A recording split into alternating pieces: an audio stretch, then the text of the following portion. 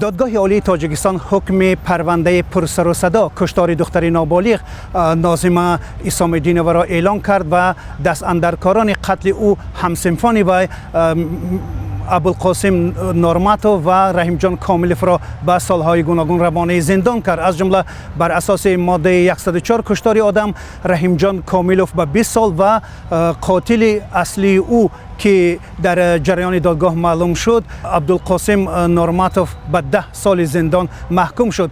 و اصلا با نظر داشته اینکه سن سال ابوالقاسم نورماتوف که کشتار قاتل اصلی ناظمه دانسته می شود با در نظر داشته که سن سال او به بالغی نرسیده است، همچنین نابالغ او را به 10 سال داد، زیرا قانونگذاری تاجیکستان حد اکثر این جزا را 10 سال می دانند. همین طور دادگاه عالی تاجیکستان رئیس تشخیص سودی ناحیه ترسنزاده میرزامدین میرزا رحیموف را که طبق ماده 391 یعنی برای تشخیص نادرست دادن 2 سال ایبدار کننده دولتی پرسیده شد، 2 سال شرطاً اعلان کرد.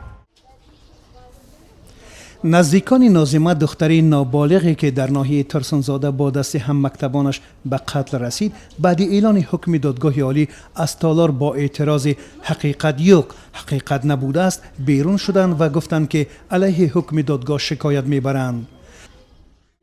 برای چی؟ هیچی نیست که آخه هیچی نیست. نگفتن برای چی؟ گفتن که شانتاژ. همین شانتاژ چی بود؟ چی را پنهان کردن کشتن؟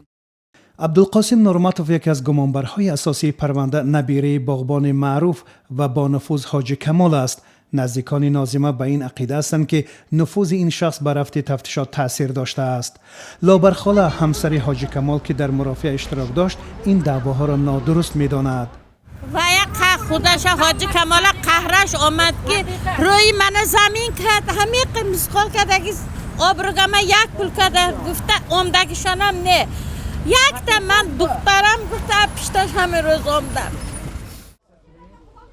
چون این حکم دادگاه نزدیکان رحیم جان کاملوف دیگر از متهمان قتل را که به 20 سال زندان محکوم شد ناراضی کرد.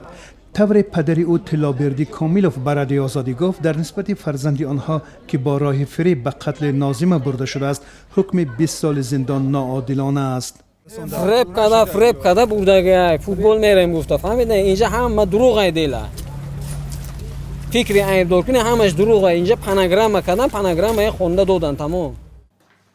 جسد ناظمه اسام‌الدین و روز 4 فوریه امسال در یکی از میدانهای کشت ناحیه ترسنزاده با 15 زخمی کارد آشکار شده است. خانواده‌اش میگویند آن بیگاه دختر در خانه پدر بزرگش بوده. ابوالقاسم نورماتوف و همراهش وی را برای گفتگو به بیرون بردند. بعداً به دلیل شبهه دادستانی به تشکیل جنایی و شکایت خانواده پرونده از روی کشتار باز شده و جسد دختر را برای تشخیص از خاک بیرون آوردند. دیرتر دادستانی شهر ترسنزاده با تکیه به تفتیش پیشکی گفت که دختر قربانی یک ماجرای عاشقانه شده است. به گفته مفتشان رابطه عاشقانه ناظمه 17 ساله با خواننده صنف 11 یک مکتب ترسنزاده بعداً به جنجال پیچید و باعث به کشته شدنش گردید.